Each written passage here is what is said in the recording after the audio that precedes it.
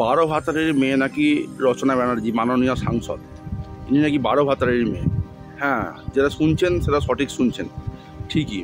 যাই হোক, এ ব্যাপারে আমি একটি ভিডিও উপস্থাপন করব। আপনারা জানেন যে গত কয়েকদিন আগে রচনা ব্যানার্জি গিয়েছিলেন হুগলি জেলায় বন্যা পরিদর্শনের দুর্গতদের দেখতে, কিন্তু সেখানে যে উনি কুইন্টলে জল মেপেছেন, মানে কিউসেক নয়, কুইন্টল। তাহলে যার এই ধরনের জ্ঞানগম্যটাই বোধ বুদ্ধিহীনতার পরিচয়, যার জ্ঞানই নাই কুইন্টল বা কিউসেক কোনটা কি, তাকে কিন্তু সত্যি করেই প্রাইমারি স্কুলে ভর্তি হওয়া উচিত। একটা বাচ্চা ছেলেরাও এটা পারে। অবশ্য একেই বলে অর্ধশিক্ষিত, আর একেই মনে হয় বলে একই গুরুর শিষ্য সতীর্থ। তো যাই হোক, আজকে এ ব্যাপারে আমাদের দিদি কি বলেছেন, ও বাংলার চ্যানেল থেকে ওনাকে প্রশ্ন করা হলে উনি কি বলেছেন সে বিষয়ে একটু ভিডিও উপস্থাপনা করব আপনাদের জন্য। আপনারা দেখুন ভিডিওটি এবং আপনাদের মূল্যবান মতামত পোষণ করবেন যে আপনারা কাকে ভোট দিয়ে সাংসদ করেছেন, এতদিন পর্যন্ত কাকে ভোট দিয়ে আপনারা সাংসদ করেছেন এবং আদৌ কি তারা সাংসদ হওয়ার যোগ্য বলে মনে করেন আপনারা, সেটা আপনারা নিজেদের মত পোষণ করবেন।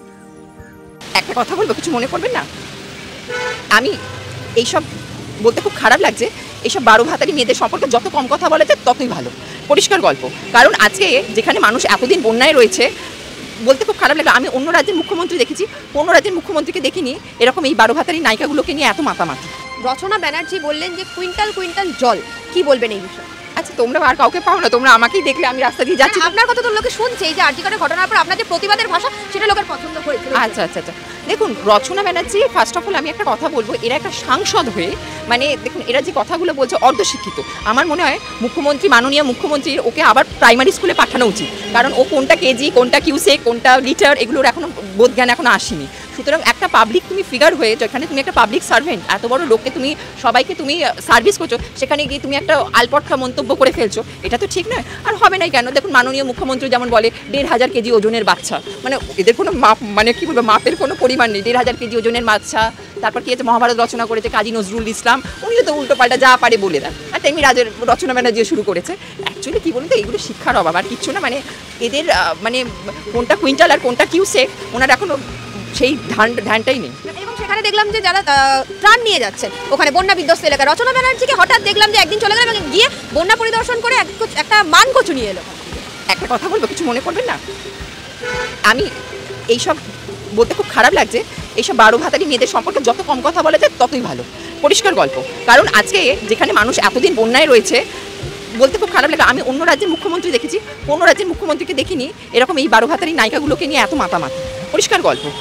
এদের অফিসিয়ালি 3-4টে করে বিয়ে করছে, এদেরকে সাংসদ পদে উনি আপগ্রেড করছেন। এটা কোন রাজ্যে হয় এরকম বলুন তো?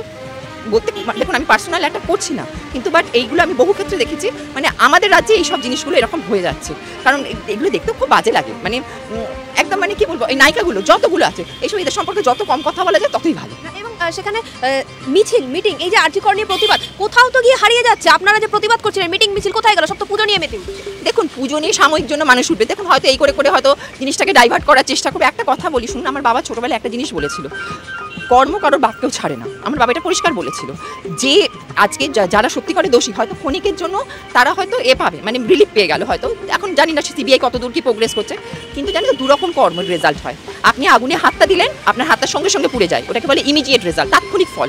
আর আপনি আজকে বীজটা পুঁতবেন, সেই বীজটা কিন্তু উঠবে, গাছ হবে 10 বছর পরে। সুতরাং যারা পাপ করেছে, আজকে এই নারকীয় ঘটনাটা ঘটিয়েছে, তারা যদি মনে করে আমরা ক্ষণিকের জন্য এটাকে ধামাচাপা দিয়ে আমরা কোনো রকমে বেরিয়ে যাবো, আজকে হয়তো করবেন, কিন্তু কাল কিন্তু ভুগতে হবেই।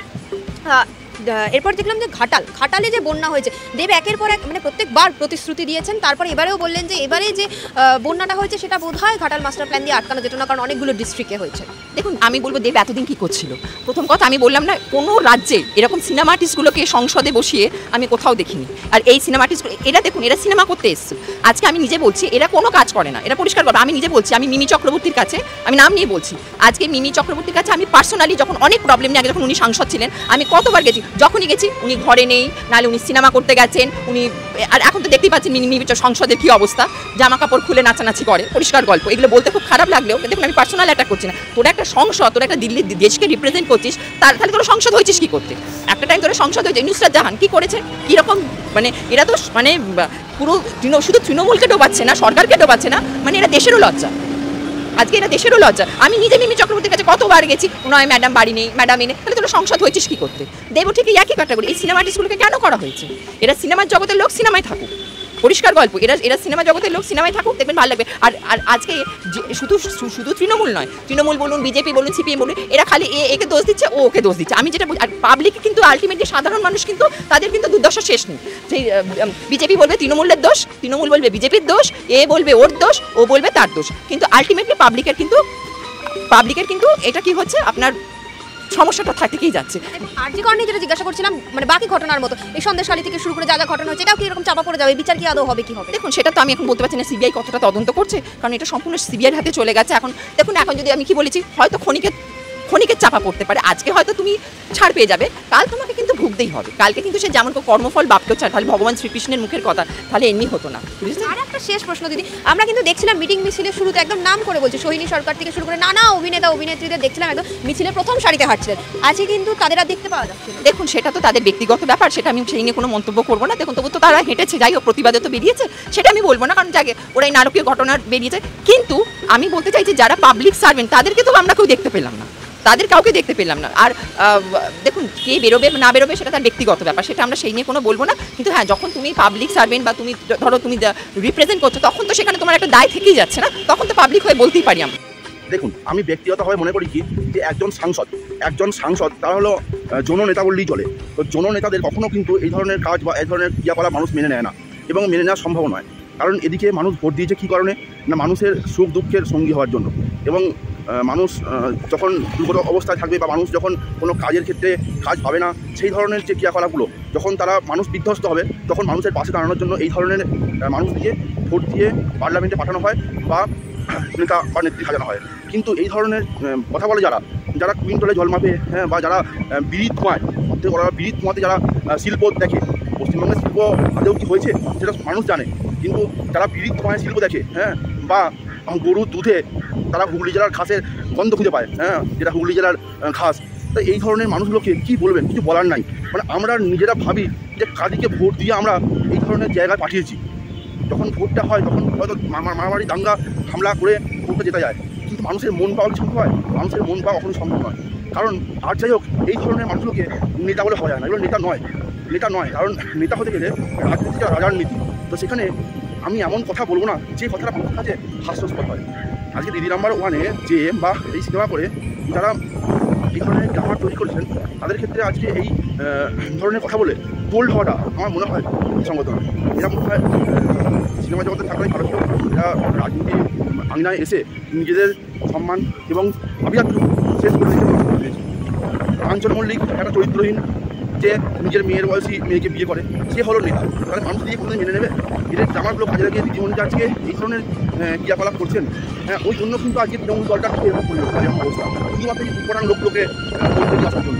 এটা আমি পার্টিকুলারভাবে মনে করি, তাদের আমার মধ্যে সঙ্গে কারো মত নাও মিলতে পারে, হ্যাঁ, কিন্তু আমার মনে হয় যেমন একটা কথা বলেছিলেন বন্যরা বনেই সুন্দর, শিশুরা মাতৃক করে। যারা বন্য প্রাণী তারা কিন্তু বনেই সুন্দর হয়, আর যারা শিশু তাদেরকে মাতৃক করে, মানে মায়ের যে আঁচল, সেই আঁচলেই কিন্তু তাদেরকে স্বভাব পায়।